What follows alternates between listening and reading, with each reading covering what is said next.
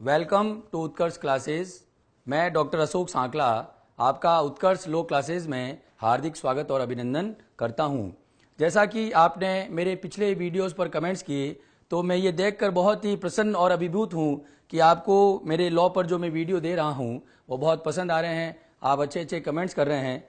तो मेरा और उत्कर्ष क्लासेस का हमेशा ये प्रयास रहेगा कि जो भी लॉ आपको यहाँ पर पढ़ाया जाए, दिखाया जाए, वह बहुत ही साधारण शब्दों में, जो साधारण बोलचाल की जो भाषा है, जिसको कोई भी व्यक्ति आसानी से समझ सके, उस भाषा में, उस लैंग्वेज में आपको लॉ को पढ़ाया जाए। तो जैसा कि कई विद्यार्थियों का निवेदन था कि सर जेलों के एग्जाम्स नजदीक आने वाले हैं, तो आप जेलों में जो सिलेबस में जो प्रेस्क्राइब्ड कोर्स है उससे रिलेटेड लॉ प्रारंभ करें। तो आप सभी के निवेदन पर उत्कर्ष लॉ क्लासेस की तरफ से आज सीआरपीसी एक परिचय के बारे में मैं आपको बताऊंगा कि सीआरपीसी क्या है, सीआरपीसी को बनाने की आवश्यकता क्यों पड़ी। तो today we will start CrPC.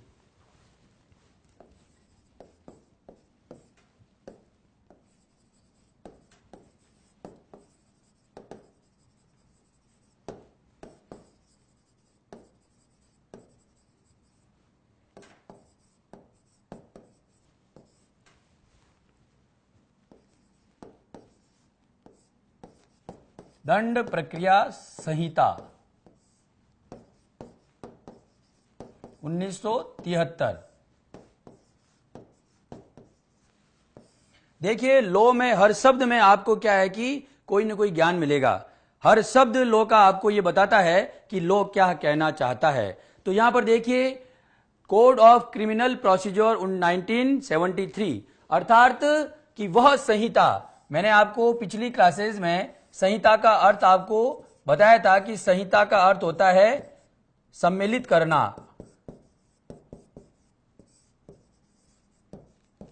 मिलाना, सम्मिलित करना, मिलाना या जोड़ना।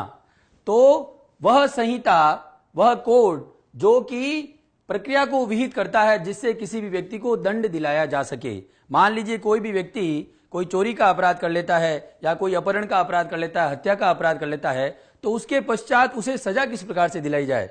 क्योंकि there are two types of law, you know very well कि लॉ जो है दो प्रकार का होता है। एक तो होता है substantive law and the another one is procedure law. तो substantive law defines the definitions and the punishments as far as criminal law is concern.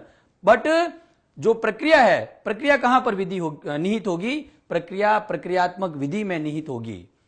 वह आपको यह बताएगा कि कोर्ट में कौन सी प्रक्रिया का अनुसरण किया जाता है। मान लीजिए कोई व्यक्ति कोई अपराध कारित करता है तो उसे सजा दिलाया जाना भी अनिवार्य है। क्योंकि समाज में जब यह बात फैलती है कि किसी व्यक्ति ने कोई भी अपराध किया, तो जब तक उसे सजा नहीं दिलाई जाएगी तब तक समाज में एक उस तरह का माहौल क्रिएट नहीं होगा।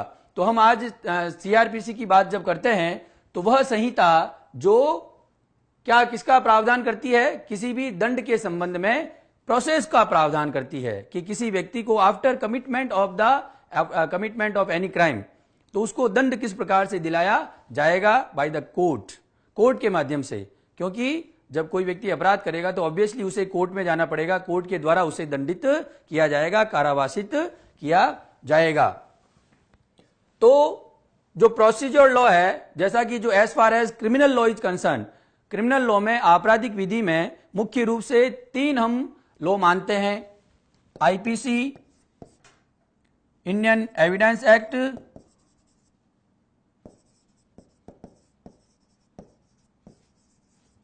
And CrPC. You know, IPC is a substantive law because it defines the definitions and punishment, and Indian Evidence Act and CRPC is a procedure law because they lays down the process by which the substantive law can be enforced, जिसके द्वारा मौलिक विधि को प्रवर्तित करवाया जा सके। देखिए, मैं एक उदाहरण के माध्यम से आपको बताना चाहता हूं कि यह एक कंप्यूटर है। आपके पास में एक कंप्यूटर है, आपके पास में उसका कीबोर्ड भी है। आपके पास में माउस भी है, आपके पास में सब कुछ है, परंतु you don't know how to use the computer, you don't know how to use the keyboard, you don't know how to use the mouse. आप नहीं जानते कि कंप्यूटर का किस प्रकार से यूज किया जाए, कीबोर्ड को किस प्रकार से चलाया जाए और माउस को किस प्रकार से क्लिक किया जाए। You don't know, you are completely greenhorn about it. तो जब तक आपको इसकी चलाने की प्रक्रिया नहीं पता, तब तक आप इस कंप्यूटर का यूज नहीं कर सकते। The computer is useless. तो यही बात लॉ में लागू होती है कि जब किसी भी अपराध जब घटित हो जाता है तो अपराधी को जब तक सजा नहीं दिलवाई जा सकती, जब तक उसे कारावासित नहीं किया जाता, तब तक सब्सटैंटिव लॉ का भी कोई अर्थ नहीं रह जाता। इसीलिए हम यहां पर प्रोसीजर लॉ के बारे में पढ़ते हैं ताकि उसे सजा दिलाई जा सके, उसे कारावासित किया जा सके। सिविल विधि में जब कोई भी सिविल अधिकारों का जब हनन होता है तो कोर्ट के माध्यम से, जो सीपीसी प्रोसीजर लॉ है, उसके माध्यम से सिविल अनुतोष प्राप्त होता है किसी भी पीड़ित पक्षकार को। सिविल में पीड़ित पक्षकार कौन होता है? वादी, और वो प्रतिवादी से सिविल अनुतोष प्राप्त करता है। इसी प्रकार से सीआरपीसी में, क्रिमिनल में जो पीड़ित पक्षकार होता है, जो विक्टिम होता है, पीड़ित व्यक्ति,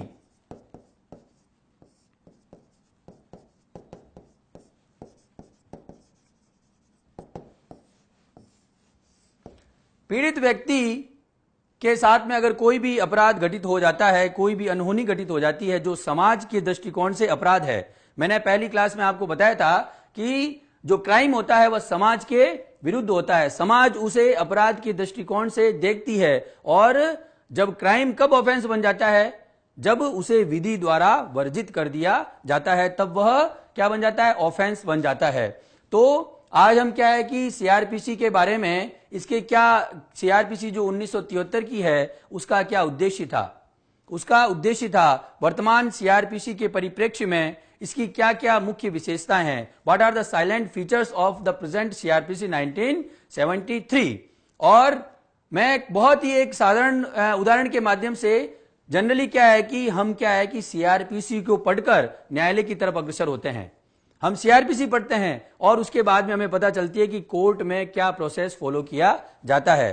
परंतु मैं आपको ऐसे ट्रिक्स बताऊंगा, क्योंकि ऐसे साधारण शब्दों में मैं आपको बताऊंगा कि न्यायालय के माध्यम से, न्यायालय में किस प्रकार की प्रोसीडिंग्स फॉलो की जाती है, और उसके द्वारा मैं आपको सीआरपीसी के अंदर ले जाऊंगा, ताकि आप बड़े ही आसान तरीके से उसको याद कर सकें और आप अपनी जिंदगी में अपने ताउम्र क्या है कि सीआरपीसी को भी नहीं भूल पाएंगे। इस प्रोसेस से मैं आपको सीआरपीसी, उनकी हर तरह की डेफिनेशंस, उनके एक्सप्लेनेशंस, उनके डिफरेंसेस, इस प्रकार से क्या है कि मैं आपको बताऊंगा ताकि आप उसे कभी नहीं भूल सकते। तो यस, तो we are talking about criminal procedure code. अब मैं आपको बताता हूं कि यह कब लागू हुई। मैं आपको जो आपके जेएलओ एग्जाम्स में या जो विधि की जो भी परीक्षाएं होती है उनमें एग्जामिनेशन दृष्टिकोण से कौन कौन से क्वेश्चंस पुटअप होते हैं, उससे रिलेटेड क्या है कि हम यहां पर बात करेंगे। तो इसकी जो एनफोर्समेंट डेट थी वह है 1 अप्रैल 1974। 1 अप्रैल 1974 को यह प्रवर्तित हुई। उसके बाद बात आती है कि जो वर्तमान जो सीआरपीसी है उसकी क्या क्या मुख्य विशेषताएं हैं।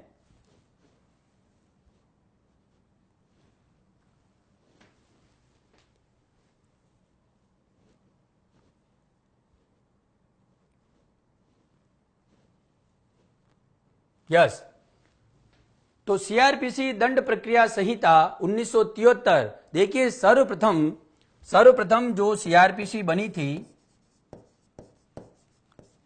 वह 1898 में बनी थी, क्योंकि इससे पहले कोई भी ऐसा सम्मिलित कानून नहीं था जो क्या अपराध को घटित करने के पश्चात किसी व्यक्ति को, अपराधी को कारावासित कर सके। तो 1998 में सर्वप्रथम सीआरपीसी बनी थी। उसके पश्चात जैसा कि आप सभी जानते हैं कि समाज में जैसे जैसे परिवर्तन होते हैं, समाज में जैसे जैसे परिस्थितियां बदलती रहती है, जिसको हिंदी में कहते हैं देश, काल और परिस्थिति।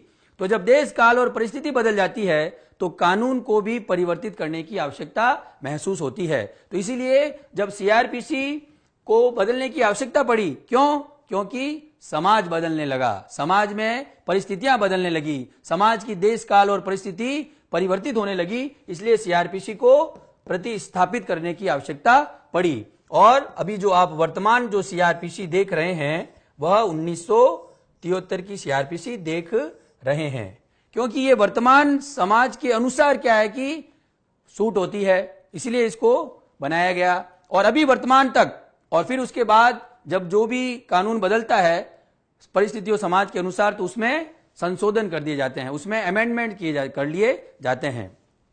तो यस, तो अब हम बात करेंगे कि what are the silent features of CrPC 1973। 1973 CrPC की क्या मुख्य विशेषताएं हैं?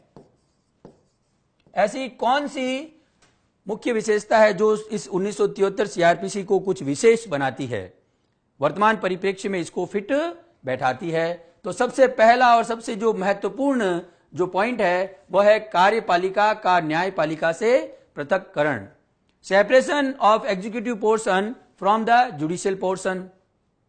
मतलब जो न्यायपालिका से रिलेटेड जो भी उपबंध हैं, जो प्रोविजंस हैं, उनको एग्जीक्यूटिव पोर्शन के बारे में हम एक पृथक से क्या है कि वीडियो अपलोड करेंगे और आपको बताएंगे। अभी हम यही बात करते हैं कि कार्यपालिका का जब न्यायपालिका से पृथक्करण हो जाता है, देखिए जैसा हमारा संविधान है, हमारे संविधान में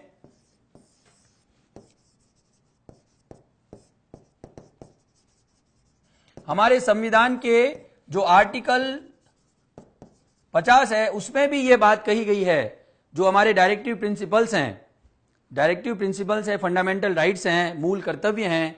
तो डायरेक्टिव प्रिंसिपल में सेक्शन 50 में आपको यह बात बताई गई है, आर्टिकल 50 में यह बात बताई गई है कि कार्यपालिका का न्यायपालिका से पृथक्करण किया जाएगा। तो आप इसको कॉन्स्टिट्यूशन से भी कोरिलेट करके देख सकते हैं।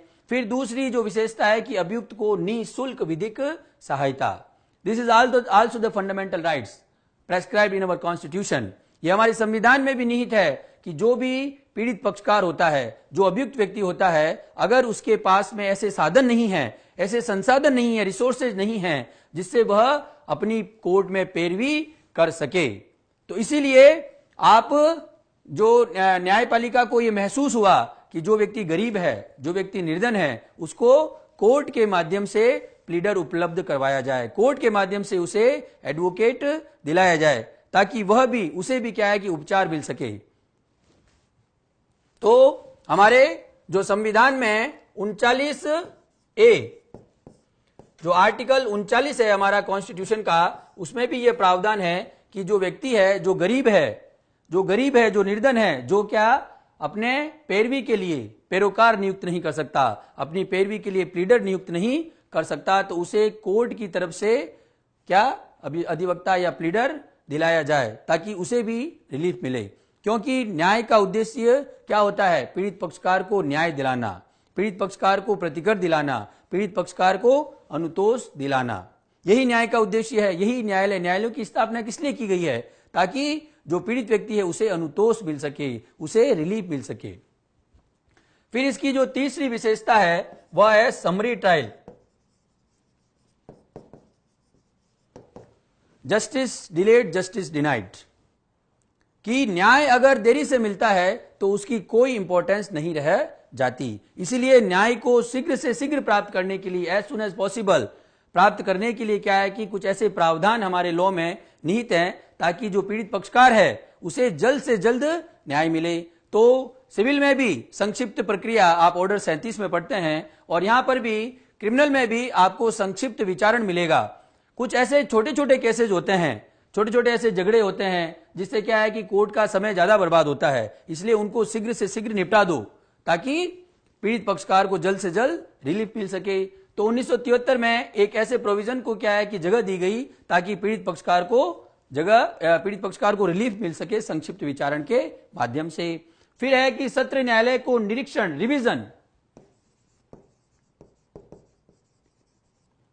रिविजनल पावर, जो सत्र न्यायालय है, जो सेशन कोर्ट्स हैं, एक होता है जिला न्यायाधीश और एक होता है सेशन न्यायाधीश। इन दोनों में डिफरेंस आपको पता है? जिला न्यायाधीश वह होता है जो सिविल मामलों की सुनवाई करता है, कई बार इंटरव्यू में यह प्रश्न किया जा चुका है कि what is the difference between district जज एंड सेशन जज। तो I want to tell you that जो सिविल मामलों की सुनवाई करता है वह जिला न्यायाधीश, और जो क्रिमिनल आपराधिक मामलों की सुनवाई करते हैं वो क्या कहलाएंगे? सेशन न्यायाधीश, सेशन जज। इसके बाद बात आती है कि पीड़ित पक्षकार को एफआईआर को डाक द्वारा एसपी को प्रतिप्रेषित किया जाना। क्योंकि कई बार क्या होता है कि थाने में जब हम जाते हैं तो जो थानेदार होता है, जो एसएचओ होता है, जो उसका भार साधक अधिकारी होता है, वह एफआईआर लॉन्च करने से, एफआईआर को दर्ज करने से मना कर देता है। तो हमारे पास क्या ऑप्शन रह जाएगा? पीड़ित व्यक्ति फिर कहां जाएगा? पीड़ित व्यक्ति कहां जाएगा? तो इसीलिए यह प्रावधान किया गया, जो हाईएस्ट अथॉरिटी है किसी भी जिले में, सुप्रिटेंडेंट ऑफ पुलिस, पुलिस अधीक्षक, तो उसके पास क्या है कि आप डाक के माध्यम से क्या है कि आपकी एफआईआर है, आपकी जो भी वेदना है, पीड़ा है, कष्ट है, उसको लिखकर आप सीधा एसपी को डाक द्वारा प्रतिप्रेषित कर सके, ताकि एसपी सीधा उस पर क्या है कि संज्ञान लेकर उस पर कार्रवाई कर सके। फिर है कि ज्यूरी प्रक्रिया को समाप्त कर देना। पहले क्या है कि प्राचीन समय में हमारे जब पहली सीआरपीसी थी 1898 की, तो उसमें ज्यूरी प्रक्रिया, अब ज्यूरी क्या होती है कि पहले अंग्रेजों के जमाने में, इंग्लैंड में जैसे ज्यूरी क्या है कि कार्य करती है, तो अंग्रेजों के जमाने में कुछ 5-6 ऐसे जजेस की टीम होती थी जो क्या है कि किसी केस का निस्तारण करके जो मेन जज होता था उसको भेज देते थे। तो क्या है कि उस जज को उस ज्यूरी के जो डिसीजन होता था उनको क्या है कि कंसीडर करना पड़ता था। तो ये जो प्रक्रिया थी उसको अब समाप्त कर दिया, एबोलिश कर दिया। क्या कर दिया? Abolish, abolish. ज्यूरी को अब एबोलिश कर दिया गया। उसके पश्चात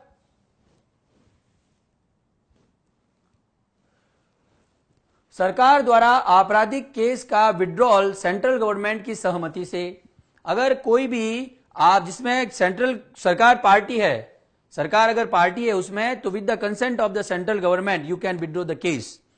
केंद्रीय सरकार की क्या चाहिएगी? सहमति आवश्यक है, उसके बिना आप केस को विड्रॉ नहीं कर सकते। फिर आता है कि धारा 313, 315 और 164(2) का प्रावधान, प्रोविजंस।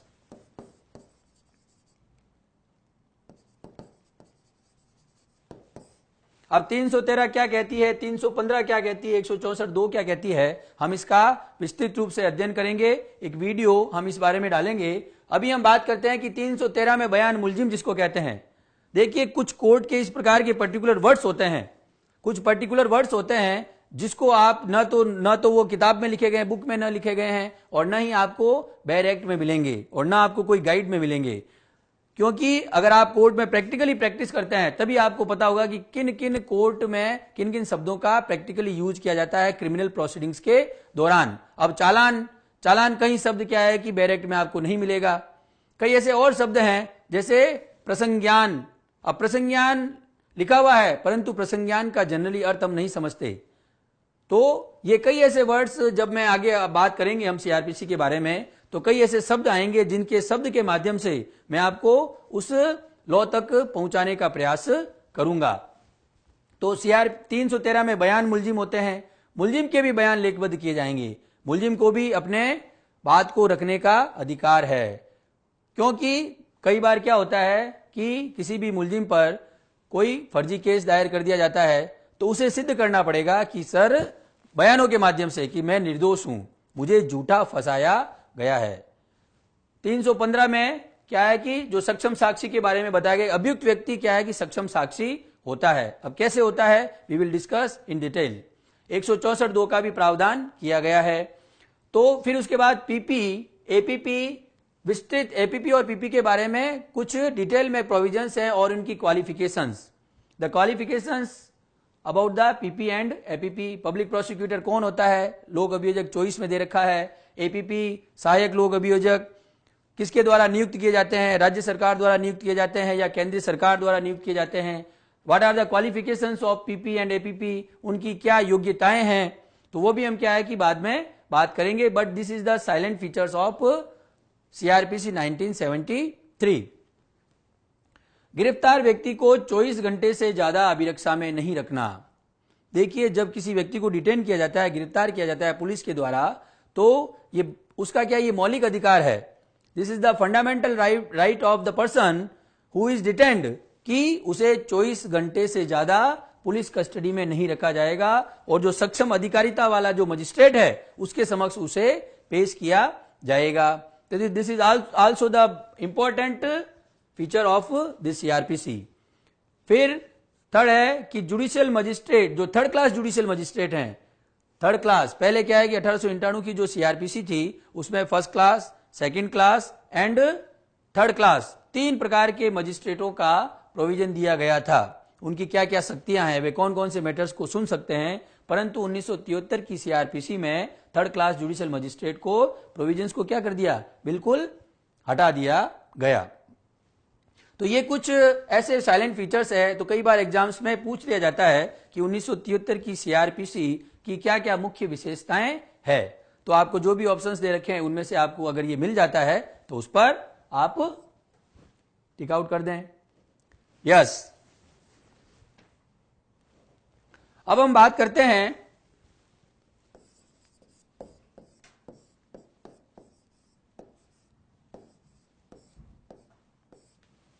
अब मैं एक आपको बहुत ही साधारण उदाहरण से कोर्ट की प्रक्रिया से सीआरपीसी तक ले जाऊंगा कि कोर्ट की प्रक्रिया क्या कहती है और फिर सीआरपीसी क्या कहती है। जनरली हम पढ़ते हैं कि सीआरपीसी के माध्यम से, बिकॉज जो प्रोसेस दे रखा है, प्रोसीजर जो दे रखा है वो सीआरपीसी में दे रखा है और सीआरपीसी में क्या लिखा है तो वो कोर्ट में फॉलो किया जाता है। परंतु अब कोर्ट में क्या फॉलो किया जाता है, बहुत ही साधारण शब्दों में किस प्रकार से अपराध बनता है, अपराध के बनने के पश्चात, अपराध के घटित होने के पश्चात आप फिर कैसे कोर्ट में जाते हैं, कैसे क्या है कि क्रिमिनल लॉ कमेंस होता है, क्रिमिनल लॉ किस प्रकार से कमेंस होता है वो भी हम बात करेंगे। फिर उस कमेंसमेंट के बाद आप क्या करते हैं, आप कहां जाते हैं, आप थाने में जाते हैं, आप मजिस्ट्रेट के पास जाते हैं, आप कहां जाते हैं, उसके बाद क्या है कि कोर्ट क्या कार्यवाही करता है, कोर्ट उस पर क्या प्रसंज्ञान लेता है, क्या इन्वेस्टिगेशन के लिए एक परिवार को भेज देता है, उसको उस पर कोर्ट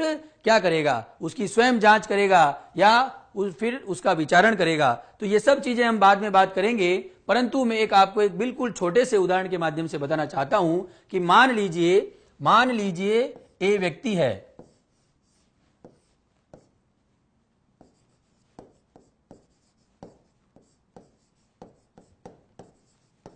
ए व्यक्ति के घर में चोरी हो गई,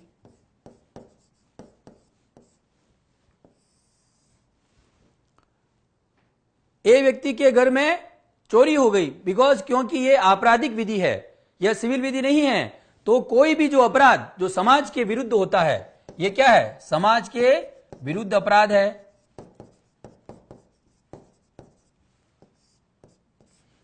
और क्या है, विधि द्वारा वर्जित है, विधि द्वारा वर्जित है। तो जब समाज के विरुद्ध है फिर विधि द्वारा वर्जित भी है तो क्या होगा फिर, और आप कहां जाएंगे जब आपके घर में चोरी हो गई, तो आप कहां जाएंगे, एक जन साधारण व्यक्ति जो लॉ नहीं जानता वह कहां जाएगा, पुलिस थाने में जाएगा, ऑब्वियस बात है। जो उसके क्षेत्राधिकार का जो थाना है, कोई भी थाना हो, तो वहां पर वह जो भी उसका भारसाधक अधिकारी होगा, एसएचओ होगा या कांस्टेबल, हेड कांस्टेबल जो भी होगा, उसके सामने जाकर ये प्रार्थना करेगा कि सर मेरे घर में जो 2 लाख का सामान था वो चोर उसको ले गए हैं, जो भी नकदी थी, जो भी आभूषण थे, सोने के, चांदी के, हीरे के जो भी थे, वह सब क्या है कि मेरे से घर से ले गए हैं सर, कल रात को 1 या 2 बजे की बात है। तो वो अपने जो भी तथ्य हैं, जो जिस तथ्य को जो वहां पर घटित हुए हैं, उन सब तथ्य को लिखित करके, या तो ऑरली वहां पर जाकर क्या है कि अपने बात को बताएगा, अपनी बात को, अदरवाइज वह लिखित में, एक लिखित में पेपर पर लिखकर उसको थाने में ले जाएगा। फिर थानेदार साहब उसको कहेंगे कि सर मेरा थाना तो नहीं लगता, या मैं आपकी एफआईआर नहीं लिखूंगा। तो फिर बेचारा जो पीड़ित पक्षकार है, जिसके साथ में इस तरह का कोई अपराध घटित हो गया है, तो वह कहां जाएगा, वह कहां जाएगा, क्योंकि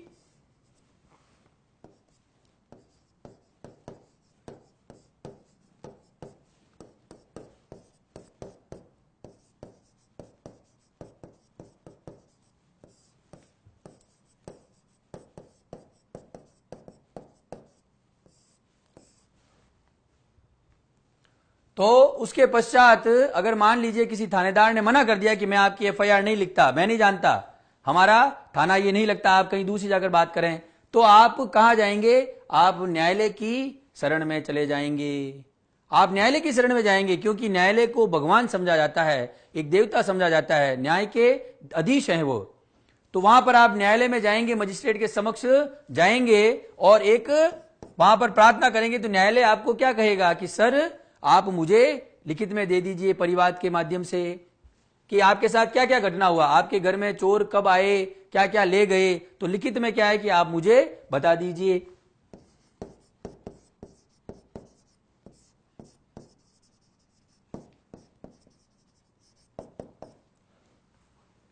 तो वह जिसके घर में चोरी हो गई है, ए व्यक्ति, वह मजिस्ट्रेट के समक्ष कुछ लिखित में परिवाद प्रस्तुत करेगा, जिसे कोर्ट की लैंग्वेज में क्या कहते हैं? इस्तगासा।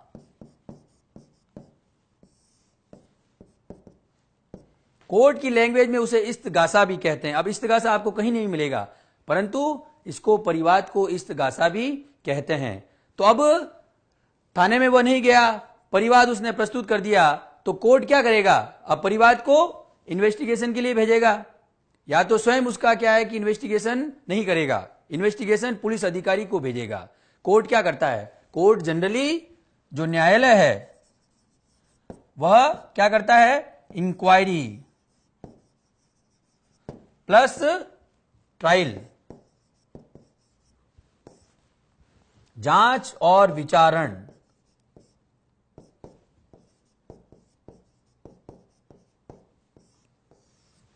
Inquiry and trial is conducted by the judge, by the concerning judge, by the magistrate, और as far as investigation is concerned, तो जो अन्वेषण होता है वह पुलिस अधिकारी द्वारा या मजिस्ट्रेट द्वारा या न्यायालय द्वारा जो प्राधिकृत किया जाता है, ऑथोराइज किया जाता है, वह व्यक्ति क्या है कि इन्वेस्टिगेशन करेगा। तो न्यायालय क्या है कि परिवाद प्राप्त होने पर उसको इन्वेस्टिगेशन के लिए 156(3) में भेजो।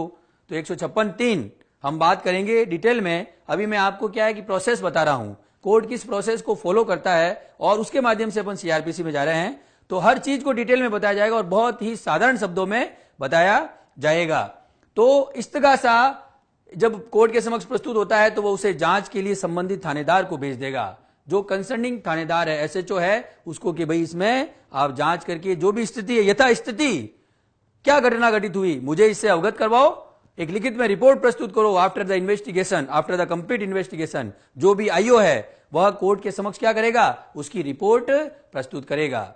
और अगर मान लीजिए थाने में क्या है कि थानेदार साहब ने क्या है कि वहां पर एफआईआर आपकी दर्ज कर ली, जो फर्स्ट इंफॉर्मेशन रिपोर्ट है, जो फर्स्ट इंफॉर्मेशन रिपोर्ट है, पुलिस इत्तला का दिया जाना, which is mentioned in chapter 12 of CrPC, जो चैप्टर 12 में सीआरपीसी में दे रखा है।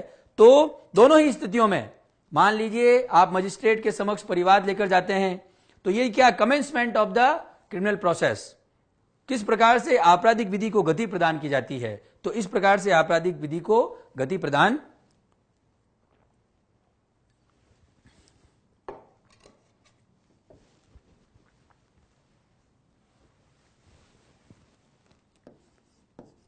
आपराधिक विधि को आप गति प्रदान कैसे करेंगे? आपराधिक विधि को प्रारंभ करना,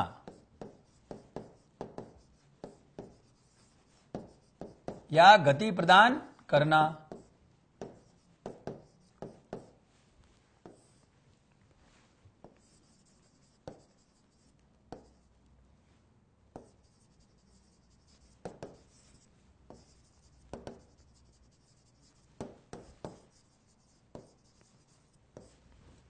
कमेंसमेंट ऑफ क्रिमिनल प्रोसेस, जब क्रिमिनल प्रोसेस को आप गति प्रदान करेंगे, उस जब घटित हो गई, चोरी घटित हो गई, तो चोरी घटित करने के पश्चात आप उस आपराधिक विधि को गति प्रदान करेंगे। मतलब कहां पर जाएंगे? थाने में जाएंगे या मजिस्ट्रेट के पास जाएंगे। तो कई बार ये क्वेश्चन पूछ लिया जाता है कि आपराधिक विधि को गति कैसे प्रदान की जाती है। तो मुख्य रूप से दो, या तो आप कोर्ट के समक्ष परिवाद प्रस्तुत करेंगे या फिर आप एफआईआर दर्ज करवाएंगे संबंधित थाने में। कोर्ट क्रिमिनल जो गतिविधि है, क्रिमिनल जो प्रोसेस है, उसको गति प्रदान करने के लिए मुख्य रूप से दो तथ्य हैं। एक तो आप कोर्ट के मजिस्ट्रेट के समक्ष परिवाद पेश कर दें या फिर एफआईआर दर्ज करवा दें। तो परिवाद को इन्वेस्टिगेशन के लिए थाने में भेजा जाएगा और जब एफआईआर थाने ने मंजूर कर ली कि सर आप लिखवा दीजिए, आ जाइए, आपके क्या तथ्य हैं मुझे बताइए, तो वो एक वहां पर एक अधिकारी बैठा होता है थाने में, वो इसको कंप्यूटर से लिख देता है या अपने हस्ते लिख देता है, या फिर आप अपनी हस्तलिखित क्या है कि वहां पर ले जाते हैं एफआईआर, तो आपकी वह एफआईआर को डाल देते हैं और विदिन 24 घंटे के भीतर भीतर, एफआईआर देने के 24 घंटे के भीतर भीतर वह संबंधित क्षेत्राधिकारिता रखने वाले न्यायालय या मजिस्ट्रेट को प्रेषित कर दी जाती है। तो अब देखिए, अब मामला पाला किसमें, अब न्यायाधीश के समक्ष क्या है कि सब मैटर आ गया। अब कोर्ट का काम है कि उस प्रक्रिया को किस प्रकार से आगे बढ़ाए, क्योंकि इन्वेस्टिगेशन का काम पुलिस का होता है और विचारण और इंक्वायरी का काम किसका होता है, उनका ये मजिस्ट्रेट का होता है। तो अब दोनों जो है वह न्यायालय के पाले में आ गए। बहुत ही साधारण शब्दों में बता रहा हूं। अब न्यायालय को क्या है कि क्रिमिनल प्रोसेस को आगे बढ़ाना है, तो न्यायालय अब क्या करेगा, न्यायालय अब क्या करेगा, न्यायालय अब क्या है कि परिवाद और एफआईआर पर जब आफ्टर द इन्वेस्टिगेशन, जब कोई भी पुलिस अधिकारी एफआईआर पर जब उसका कोई केस आता है तो उस पर इन्वेस्टिगेशन करेगा, वहां पर घटना स्थल पर जाएगा जहां पर चोरी घटित हुई है, घटना स्थल पर जाएगा और सब क्या है कि वस्तु स्थिति को देखेगा कि भाई अलमारी खोली गई है, कितने के सामान गहने थे, कितने पैसे थे, क्या वहां पर स्थिति, उसको साक्ष्य क्या मिला है, तो वह उन चीजों को देखेगा और फिर उनके बयान लेखबद्ध करेगा जो वहां पर मौजूद थे। आसपास के और भी घरों में क्या है कि पड़ोसियों के बयान लेखबद्ध करेगा 161 सीआरपीसी में, और वे समस्त नक्शा मौका, जिसको क्या कहते हैं, नक्शा मौका, इसको फर्द, ये फर्दें होती है, नक्शा मौका, फर्द गिरफ्तारी, फर्द जब्ती, ये फर्दें हैं। जो फर्द यानी डॉक्यूमेंट, फर्द means document which are investigated by the investigation officer, जो इंक्वायरी, जो अन्वेषण जो अधिकारी है उसके द्वारा अन्वेषण के दौरान जो भी चीज की जाती है, चाहे नक्शा मौका बनाया जाता है, चाहे फर्द जब्ती बनाई जाती है, चाहे जो बयान लेखबद्ध किए जाते हैं, वे सभी फर्दें हैं। और वे सभी फर्दें आफ्टर कंप्लीट इन्वेस्टिगेशन उसको क्या है कि फिर न्यायालय के समक्ष प्रस्तुत किया जाता है, उसको कहते हैं चालान।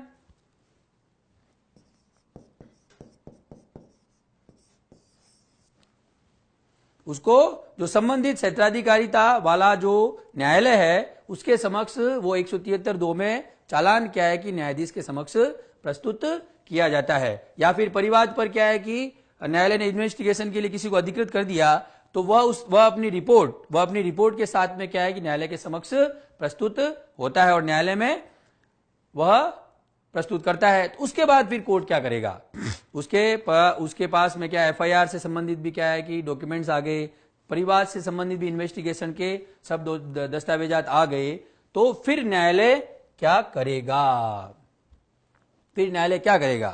न्यायालय उस पर फिर प्रसंज्ञान लेगा।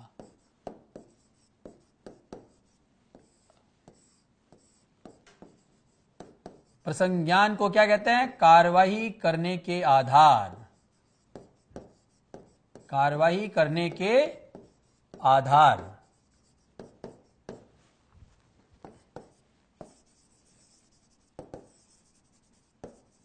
कॉग्निजेंस, न्यायालय उस पर कॉग्निजेंस लेगा। क्या लेगा, कॉग्निजेंस, यानी मतलब कार्रवाई को शुरू करने के क्या आधार मौजूद हैं। अगर वाकई में कार्रवाई करने के आधार मौजूद हैं तो वह उस पर प्रसंज्ञान लेकर कार्रवाई को आगे बढ़ाएगा, और अगर परिवाद पर संस्थित मामले में कार्रवाई करने के आधार हैं तो उस परिवाद पर क्या लेगा, वह कॉग्निजेंस लेगा, उसको कार्रवाई को आगे बढ़ाएगा। प्रोसीड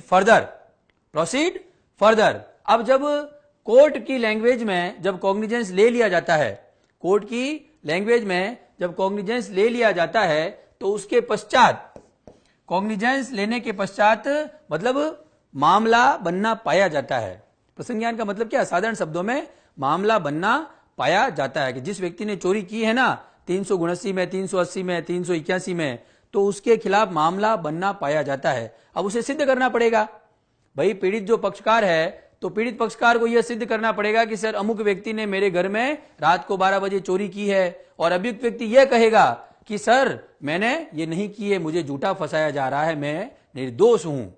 तो दोनों क्या है कि द बर्डन ऑफ प्रूफ जो है वो बदलता रहेगा। अभियोजन, क्योंकि देखिए जो क्रिमिनल मैटर्स होते हैं, क्रिमिनल जो मैटर्स होते हैं, क्योंकि ये समाज के विरुद्ध अपराध होता है, इसलिए इसमें जो पैरवी है वह अभियोजन पक्ष करेगा।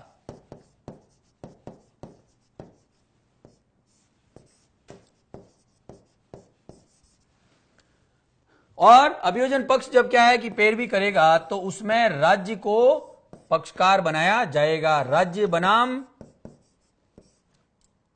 So and so. अब राज्य पक्षकार बनाया जाएगा, न कि सरकार पक्षकार बनाई जाएगी। कई बार क्या है कि लोगों में यह भ्रांति उत्पन्न हो जाती है, कई ये लिखते हैं कि सरकार वर्सेस ये सो एंड सो, परंतु देखिए अब सरकार क्यों नहीं लिखा जाएगा, क्योंकि सरकारें बदलती रहती है, सरकारें बदलती रहती है, परंतु जो राज्य है वह एक निश्चित व्यक्ति है। राज्य व्यक्ति की परिभाषा में आता है, एक निश्चित व्यक्ति है, राज्य कभी बदलता नहीं है। इसलिए जो परमानेंट चीज है उसको प्रथम पक्षकार बनाया जाएगा, और जो पीड़ित पक्षकार है उसकी ओर से अभियोजन पक्ष पैरवी करेगा। और अभियोजन पक्ष की तरफ से पैरवी करने के लिए कुछ ऐसे व्यक्ति होते हैं, एपीपी होते हैं, पीपी होते हैं, they are authorised by the state government, by the concerning government, उनको पीड़ित पक्ष की तरफ से पैरवी करने के लिए नियुक्त किया जाता है। तो वे क्या कहेंगे कि सर पीड़ित व्यक्ति को रिलीफ दिलाया जाए, इस अभियुक्त व्यक्ति को सजा दिलाई जाए, इसने समाज के विरुद्ध बड़ा ही कुत्सित कार्य किया है। चोरी एक बहुत घृणित कार्य है जो समाज पर क्या है कि विपरीत प्रभाव डालता है। और पीड़ित पक्ष कहेगा कि सर मुझे रिलीफ दिलाया जाए, और अभियुक्त कहेगा सर मुझे निर्दोष फंसाया गया है, मुझे छोड़ दिया जाए, मुझे दोष मुक्त कर दिया जाए, मुझे जनरल एक्सेप्शंस का बेनिफिट दे दिया जाए। तो ये सब चीजें होगी। तो प्रसंज्ञान लेने के पश्चात न्यायालय क्या करेगा,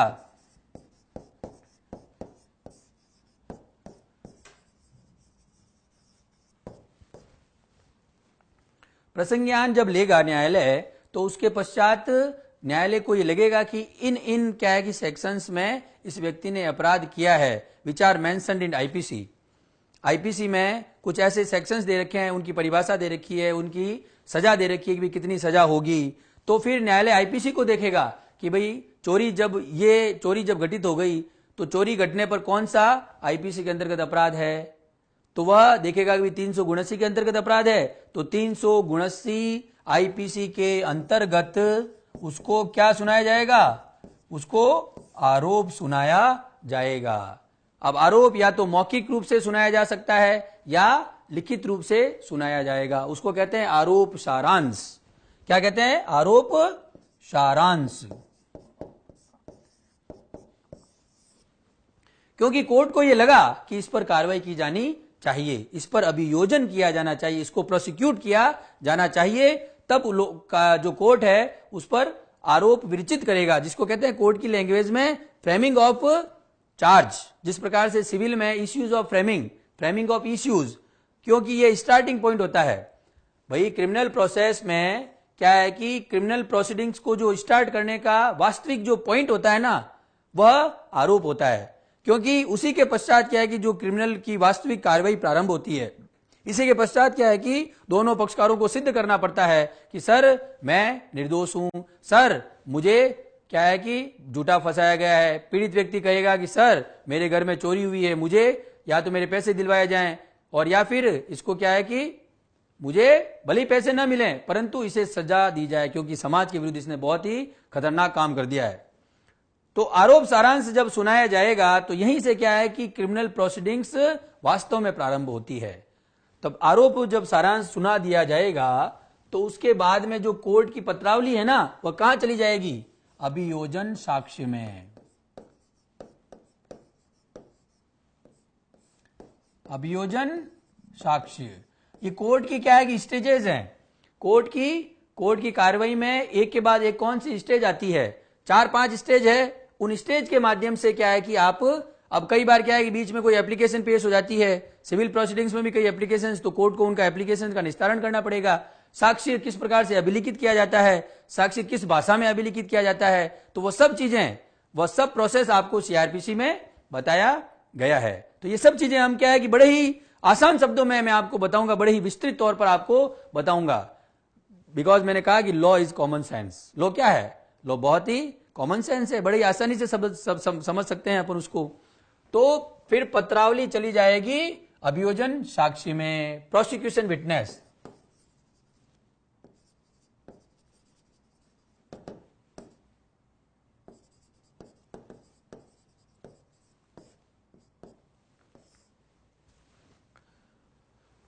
तो अब अभियोजन की तरफ से, अभियोजन मतलब पीड़ित पक्ष की तरफ से, क्योंकि पीड़ित पक्ष की तरफ से पैरवी कौन कर रहा है? अभियोजन कर रहा है। अभियोजन की तरफ से अभियोजक कर रहा है। कौन? जो पैरवी करता है ना अभियोजन की, उसको कहते हैं अभियोजक। तो पीड़ित पक्ष की तरफ से अभियोजक जो व्यक्ति है, who is authorised bye the state government, who is appointed by the state government, तो वह उसकी पैरवी करेगा और उसके समर्थन में जितने भी साक्षी हैं, चाहे पड़ोसी के साक्षी हों, चाहे उस पीड़ित पक्षकार खुद का क्या है कि साक्षी हो, तो वो जितने भी साक्षी हैं जो कि अभियोजन का समर्थन करते हैं, पीड़ित पक्षकार का समर्थन करते हैं, उन सभी साक्षियों के बयान को लेखबद्ध किया जाएगा इन द कोर्ट। शपथ पर साक्ष्य दिया जाएगा, क्योंकि कोर्ट क्या है कि पुलिस के समक्ष जो बयान लिए जाते हैं उन पर विश्वास नहीं करता। कोर्ट के समक्ष कोर्ट अपनी आंखों से देखेगा कि भाई इस व्यक्ति ने कोर्ट के समक्ष शपथ पर क्या साक्ष्य दिया है।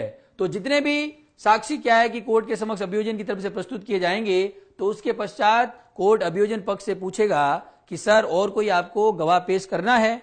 नहीं करना है तो आपकी साक्षी को समाप्त कर दिया जाए, आपकी साक्षी को समाप्त किया जाए। तो फिर क्या है कि किसकी बारी आ जाएगी? फिर अभियुक्त व्यक्ति की बारी आएगी, क्योंकि नैसर्गिक न्याय का सिद्धांत क्या है? नैसर्गिक न्याय का सिद्धांत यह है कि प्रत्येक पक्षकार को सुना जाना चाहिए। अभी तक क्या है कि वह अपराधी सिद्ध नहीं हुआ है, अभियुक्त व्यक्ति पर प्रोसिक्यूशन चल रहा है, अभियोजित किया जा रहा है, वह कारावासित नहीं। वह व्यक्ति अभियोजित किया जा रहा है, कारावासित नहीं। अभी फाइनली वह सजा से दंडित नहीं किया गया है। जो अपीलेट अथॉरिटी है उसका भी अपील का भी अधिकार होगा। जब तक फाइनल अथॉरिटी द्वारा क्या है कि वह नहीं किया जाता, तब तक अपराधी नहीं माना जाता। तो अब अभियोजन साक्ष्य को समाप्त करने के पश्चात प्रतिरक्षा साक्ष्य,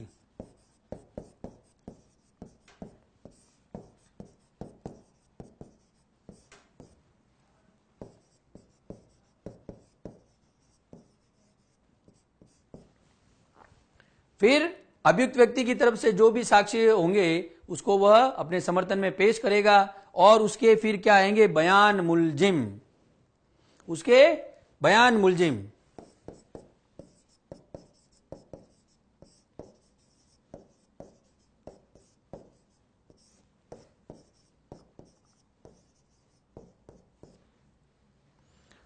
फिर जो अभियुक्त व्यक्ति है वह 313 सीआरपीसी में उसके बयानों को लेखबद्ध किया जाएगा कि बयान जो अभियुक्त व्यक्ति है वह क्या कहना चाहता है। वह अगर निर्दोष है तो उस निर्दोष होने का उसमें अभिकथन करे, उसे अगर झूठा फंसाया गया है तो झूठे फंसाने का उसमें अभिकथन करे। और फिर कोर्ट उसे पूछेगा भी अपनी साक्ष्य में, अपने समर्थन में कोई साक्षी प्रस्तुत करना चाहते हो क्या? तो वह कहेगा सर यस। अगर वह कहता है नो तो फाइल चली जाएगी बहस अंतिम में।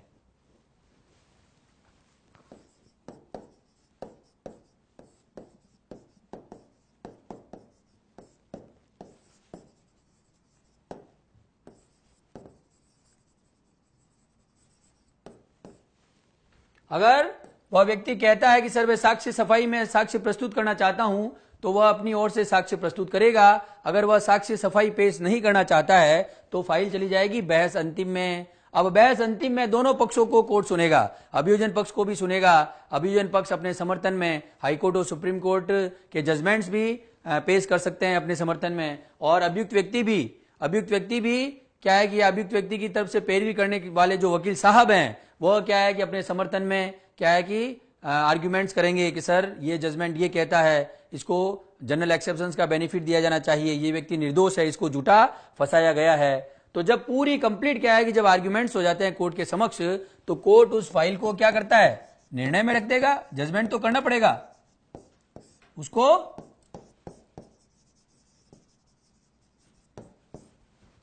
जजमेंट में रखेगा।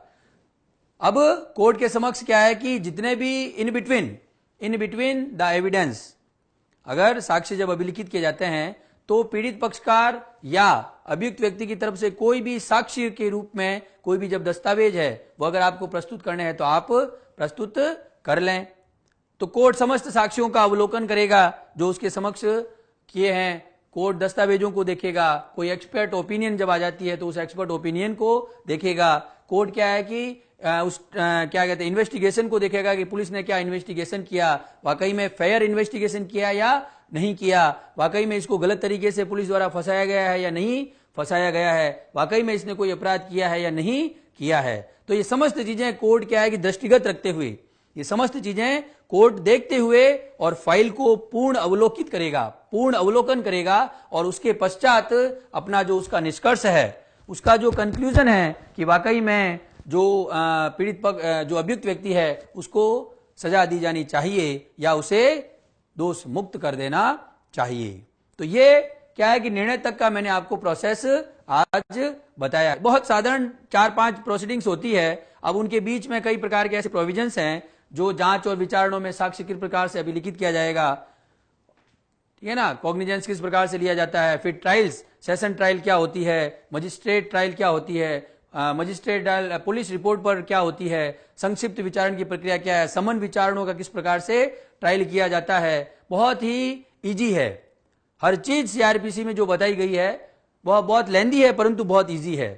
अगर आपने एक बार सीआरपीसी को अगर ढंग से पढ़ लिया तो आप कभी भी, मैं ये गारंटी देता हूं कि आप कभी भी उसको नहीं भूलोगे। आप कोर्ट में प्रैक्टिकली क्या यूज किया जाता है उस पर क्या किया आप ध्यान दें। Yes, thank you very much.